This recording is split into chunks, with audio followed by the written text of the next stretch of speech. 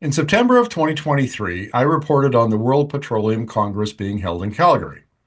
Kendall Dilling, the head of Oil Sands Trade Association Pathways Alliance, agreed to do an interview at the event.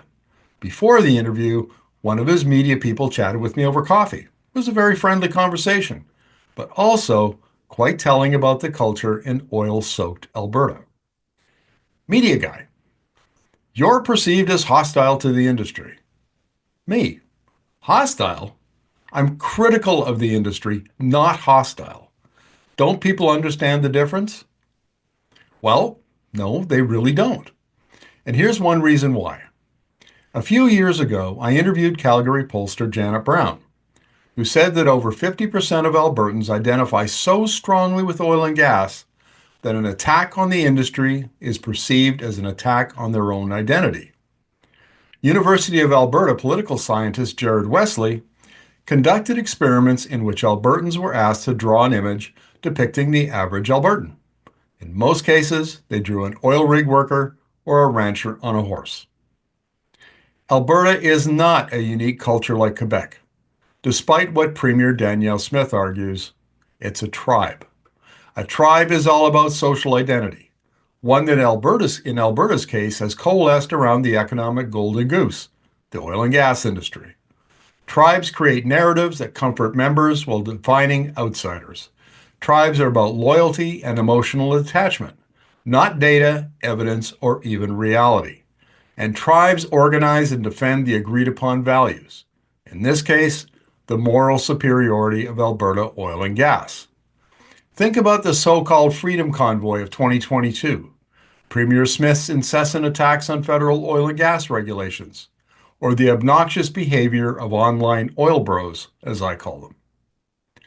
The problem with tribal behavior is that it disguises real problems.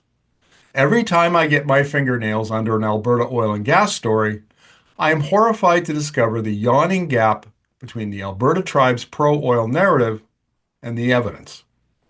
For example, the tribe believes there is a vast untapped international market for Alberta oil. Well, my reporting suggests that oil sands bitumen is competitive in North America, but not all that competitive at all in China or India, the most likely international markets. The tribe believes that Alberta oil is clean and ethical.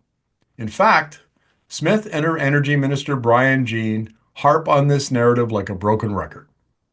My reporting demonstrates that Alberta has an enormous problem with unfunded environmental liabilities, like zombie wells and oil sands tailings ponds, that will cost hundreds of billions of dollars to clean up. The tribe believes that Alberta has the most responsibly regulated oil and gas industry in the world. My reporting shows that the Alberta Energy Regulator is hopelessly captured, which means that it operates in the industry's best interests, not the best interests of the people of Alberta. A number of experts I interviewed, including a former PC Minister of Energy who actually created the AER a decade ago, argue that it was designed from the outset to be captured.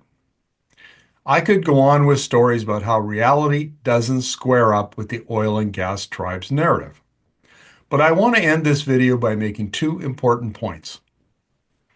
The first is that the oil and gas resource belongs to the people of Alberta, not the oil companies.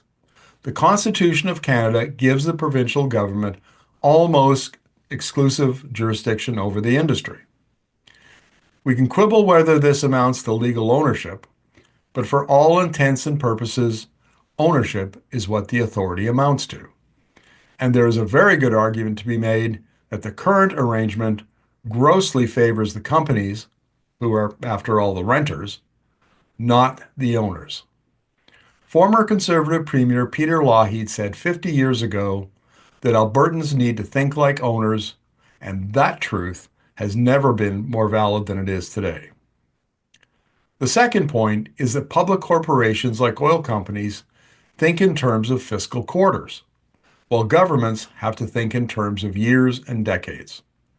The short-term thinking required to satisfy mostly foreign shareholders is not the sort of thinking needed to maximize the resource for the benefit of its owners, the people of Alberta.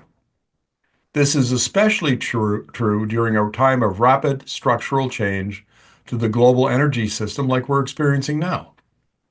Unfortunately, the oil and gas industry has captured the political parties, the regulator, the business community, the provincial news media, and the culture generally. Industry has turned Alberta into its very own tribe. That's why Alberta needs fewer fanboys and more critics.